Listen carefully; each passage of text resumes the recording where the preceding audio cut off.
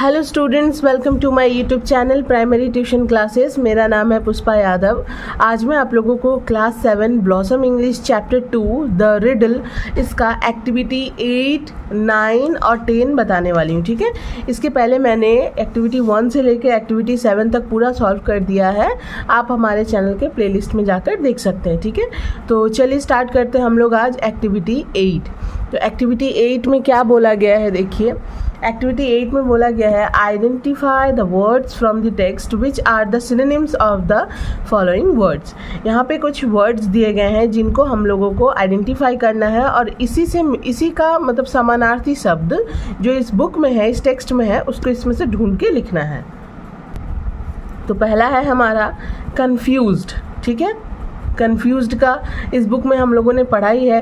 Confused का मतलब क्या होता है? कन्फ्यूज्ड का मतलब होता है जैसे कि किसी चीज़ को लेकर किसी चीज़ को ना समझ पाना, कन्फ्यूज़ है, समझ में नहीं आ रहा है। तो ठीक उसी तरह जैसे कि कोई पहेली रहती समझ में नहीं आती है, उसी तरह कन्फ्यूज्ड का इसमें क्या होगा? पजल्ड, यानी कि नहीं समझ में आ रहा कुछ भी, मतलब जैसे कि पहेली की तरह हो गया, समझ में नहीं आ रहा है। तो confused, puzzled. Okay. Demand, claim, दावा करना। ठीक है, तो डिमांड का सेम, क्लेम इस बुक में हम लोगों का है। आर्ग्यूमेंट, डिस्प्यूट, बहस। आर्ग्यूमेंट का मतलब होता है बहस करना, तो आर्ग्यूमेंट, डिस्प्यूट, इसका भी सेम मीनिंग होता है जो हमारे इस टेक्स्ट में है। सरप्राइज्ड यानी कि हैरान हो जाना, आश्चर्यचकित हो जाना, तो सरप्राइज्ड का अमेज्ड। ओके, मैं अगेन आप लोगों को बता रही हूँ। कन्फ्यूज्ड का होगा पजल्ड, डिमांड का होगा क्लेम, आर्ग्यूमेंट का होगा डिस्प्यूट एंड सरप्राइज्ड का होगा अमेज्ड। ओके, अब हम लोग आते हैं एक्टिविटी 9 में।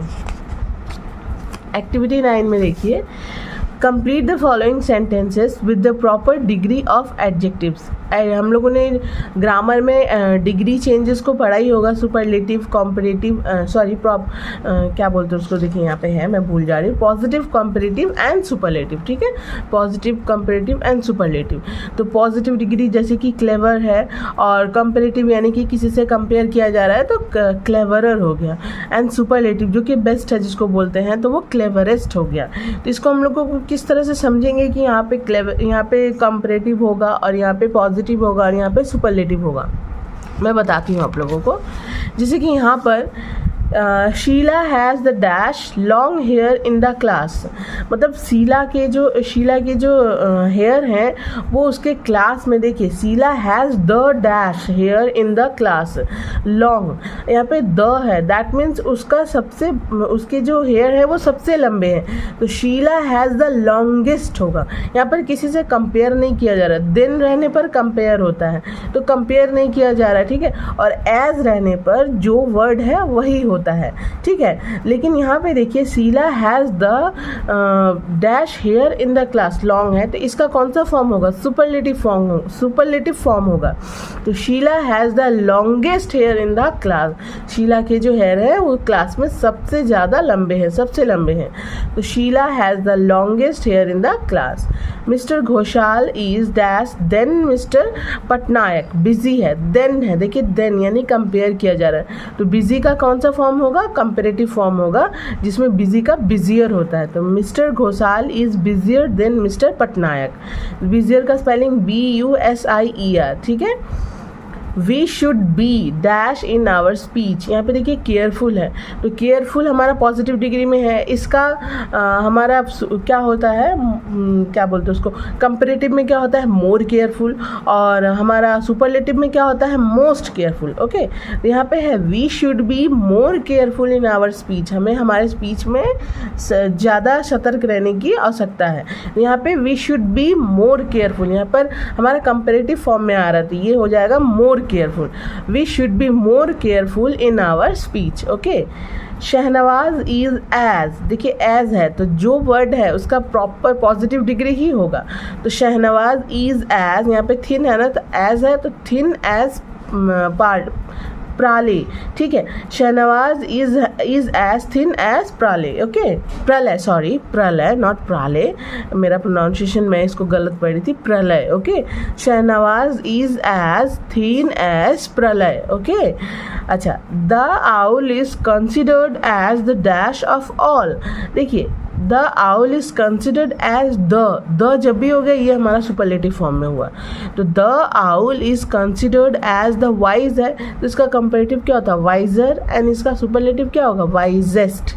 तो the owl is considered as the wisest of all. ठीक है, नेक्स्ट एफ नंबर देखिए, his house is dash away from my house then संजीव्स।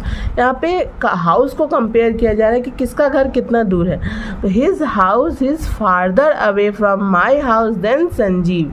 फार का कौन सा फॉर्म होगा कंपेरेटिव होगा, तो his house is farther away from my house then Sanjeev's. Okay, मैं अगेन आप लोगों को बता देती हूँ, Sheela has the longest hair in the class, mister Ghoshal is busier than mister Patnaik, we should be more careful in our speech, Shahnawaz is as thin as प्रलय, the owl is considered as the wisest of all, his house is farther away from my house then Sanjeev's. Okay, अब हम लोग आते हैं activity 10 में।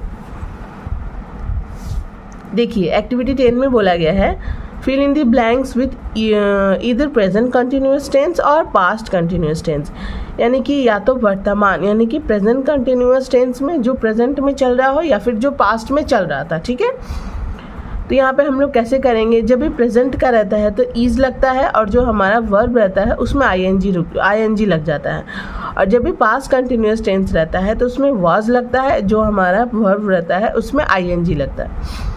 तो it dash rain now, तो now का मतलब क्या अभी हो रहा है ना, तो इट इज़ रेनिंग नाउ। ठीक है, इट इज़ रेनिंग नाउ। ठीक है, तो यहाँ पे क्या हो जाएगा it is raining now.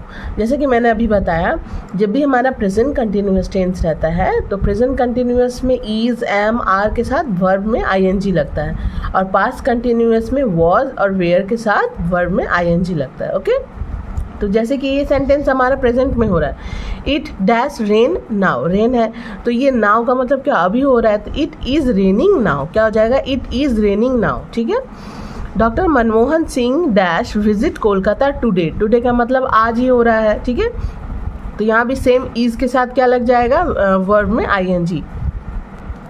Doctor Manmohan Singh is visiting Kolkata today. Okay, Hari dash study at 9 PM yesterday, that means Hari जो पढ़ाई कर रहा था वो कल 9 PM यस्टरडे का मतलब होता है बीता हुआ कल, यानी कि ये पास्ट में हो चुका है, तो यहाँ पे क्या हो जाएगा हरी है ना, तो हरी के साथ हमारा क्या होगा, यहाँ पे तो प्लूरल नहीं है, Hari was studying at 9 PM yesterday, Hari was studying at 9 PM yesterday. अब यहाँ पे देखिए, the boys dash play in the field now, same now यानी कि अभी प्रेजेंट कंटिन्यूस में हो रहा है, यानी कि अभी हो रहा है वो वर्तमान में, तो द बॉयज आर होगा, यहाँ पे बॉयज है दैट मीन्स प्लूरल फॉर्म में है, तो ईज तो होगा नहीं, एम भी नहीं होगा, तो आर होगा। The boys are playing in the field now, the boys are playing in the field now. Okay, next देखिए, Rahim dash talk to his friend when his mother called him, Rahim अपने दोस्त से बात कर रहा था जब उसकी माँ उसे बुला रही थी। ठीक है, when his mother called him यानी कि ये पास्ट में हो चुका है, तो यहाँ पे देखिए टॉक है और रहीम नेम है तो इसके साथ वॉज होगा, वेयर नहीं होगा। अगर प्लूरल में रहता जैसे कि बॉयज़ रहता, चिल्ड्रन रहता, तब वेयर होता।